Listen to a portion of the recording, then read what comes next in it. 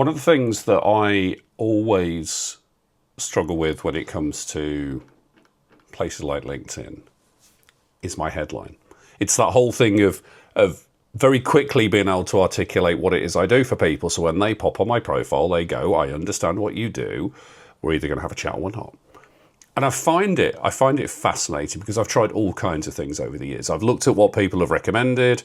I look at what people suggest is your best practice. And I've tried so many things. I've done I help person X to achieve Y, or this is what I do, or this is what I am. I even had at one point, I had the word wizard on there.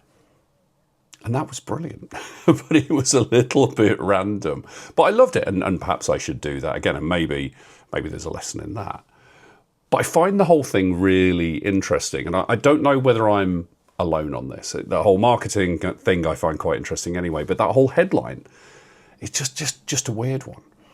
And I've been thinking about this a lot. So as a speaker coach, I've been thinking about what is it that I do versus what is it that people want. What's the input versus the output? Because people will come along and say, oh, I want more confidence to speak. And actually, it's not about confidence in speaking. It's about taking action. And it's about having people support you and show you the path. And then you realise the confidence was there all along.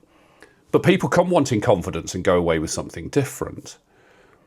And if I look at people who do similar things to what I do, other speaker coaches, there's three words which come up a lot. Confidence, authenticity, and clarity. Now, not only is it a beautiful rule of three, and we all like a rule of three as speakers, it seems that everyone is talking about the same thing. So how do you pick? If every speaker coach offers you confidence, authenticity, and clarity, how do you pick somebody that you're going to work with? And maybe that is why video is really useful. Maybe that's why showing up with authenticity and possibly with confidence and a bit of clarity really helps. But what I find really entertaining, and couldn't get this out of my head once I saw it, is if you take confidence, authenticity, and clarity, and you take the first letter of each, it spells CAC. And I don't think that I offer people CAC. If anything, I stop people cacking their pants before they go on stage.